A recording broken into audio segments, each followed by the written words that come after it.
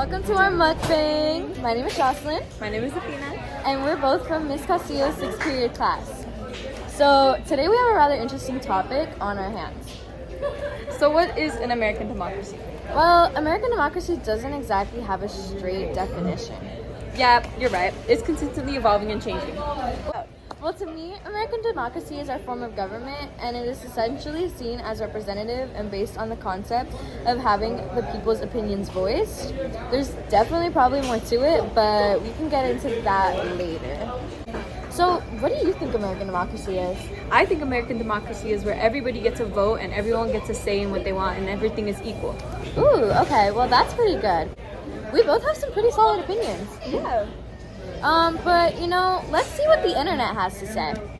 Okay, first user EVDem says democracy means equality. I think that's pretty cool. Okay, you want to read the next one? Yeah. Sickrick says democracy should be like a family-owned restaurant where everybody gets to see the menu and help decide what they want. To hold the chef accountable if the food is bad, and not only let the few regulars pick the dishes, but everyone gets to eat whatever's thrown at them. Oh, so kind of like us right now. Yes. That's pretty interesting. Let's see. User Fuzzy says democracy is a government that leads all of us equally to prosperity with integrity, grace, compassion, lawfulness, and goodwill, while following our Constitution with clear lines and separation of power. So I think I understand the definition, but can we go more into the logistics? Wait, but before we get into that, look at these three chicken nuggets. How is that relevant? The 3 branches of government, duh. Ooh. Well, there's legislative, executive, and judicial. So, legislative is essentially your Congress, and it divides into the Senate and the House of Representatives. What do they do? Well, to sum it up, they basically just make the laws. What about the other two? Well, there's the executive branch, which is essentially your leader or the president, and they enforce laws. There's also judicial, which is the Supreme Court, and they can overturn other laws. That's pretty interesting. Have you heard about the political party, so? I haven't. Oh, conservative, so there's 2 parties, conservative and liberal. Conservative have more traditional values and they tend to favor the rich over the poor. They also want less control over the gov and no safety net. While liberal, on the other hand, are the complete opposite. They value the poor, they have more like new values, open to more change, and they want more control over the government for safety and more safety net for the poor. That's pretty interesting. We're gonna have an eating break now.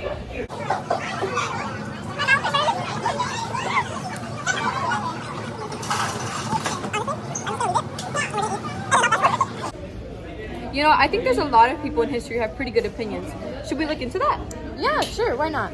I really want to talk about Andrew Jackson, Why? Is it because you support him? Those rumors are not true. Don't believe everything you hear on the internet. You'll get it later. Who was he? Oh, well, he was the president, and he essentially extended the vote for the common man. Who was the common man? Well, wasn't very common man, to be honest with you. See, back then, to vote, there was very, very specific requirements. You had to be white, you had to be a man, you had to be 21 or older, a U.S. citizen, and you had to own land. Andrew Jackson was broke. Okay? So, he essentially extended the vote to not include owning land.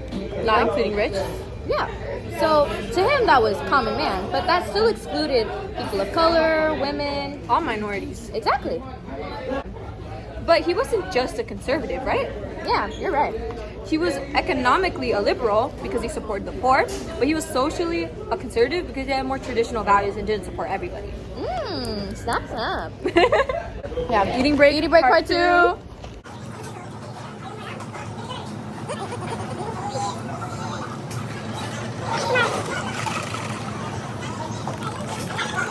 Yeah. Another historical figure who had mixed views was Susan B. Anthony. Oh, who was Susan B. Anthony? She may have not been a president, but she was a women's rights activist. Ooh. Mm-hmm. She was actually arrested for voting because back when women weren't allowed to vote because she thought it was a mockery that they would have voting stands. Ooh, a mockery. That reminds me a lot of Frederick Douglass. Actually, not a lot of people know this, but Susan B. Anthony and Frederick Douglass were close friends up until they got into a fight at one of the activist meetings because she believed that white women should have the right to vote before people of color. That's really interesting. Can you tell us more about Frederick Douglass? Oh, well, he wrote this speech. It was called What a Slave Is to the 4th of July. And he does talk about the American democracy and the Constitution essentially being a mockery.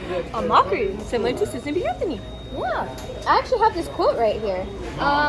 He says, I must mourn to drag a man in fetters into the grand illuminated temple of liberty and to call upon him to join you in joyous anthems where inhumane mockery and sacrilegious irony. What to the American slave is your 4th of July? Wow. That's pretty significant. Oh, so they both were fighting for what they believed in. Yeah, they both quote the Constitution and bring up its hypocrisy. Wait, so can you tell me again how Susan B. Anthony brought up hypocrisy? Susan B. Anthony thought it was a hypocrisy that women couldn't vote, even though in the preamble it says we the people. And women are people, are they not? Same for people of color. Frederick Douglass brought that up, actually.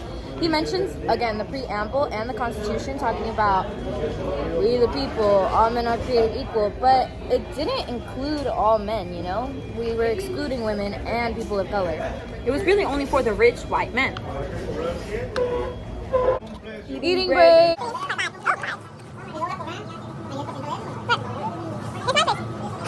What about the opinions of modern historical figures? Oh, well, me personally, I really agree with Obama. Do you know Obama's last name?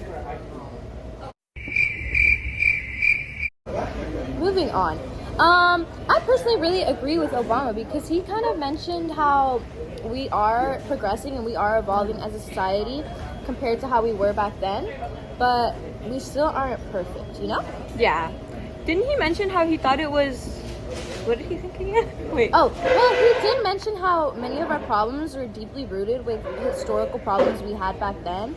You know, like racism stems from segregation and the Jim Crow laws. You know? Wow, those are some really interesting points. Is there anybody you disagree with?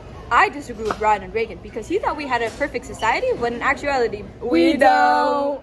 So, can you explain that a little bit more?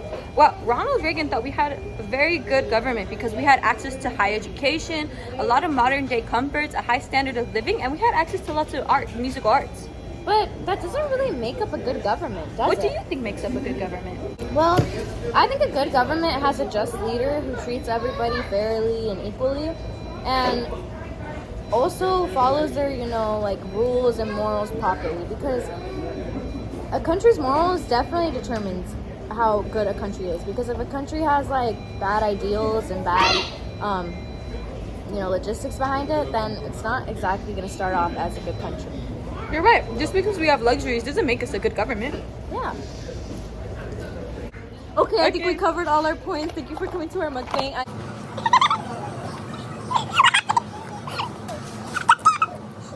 I think we covered all our points. Please go easy on us.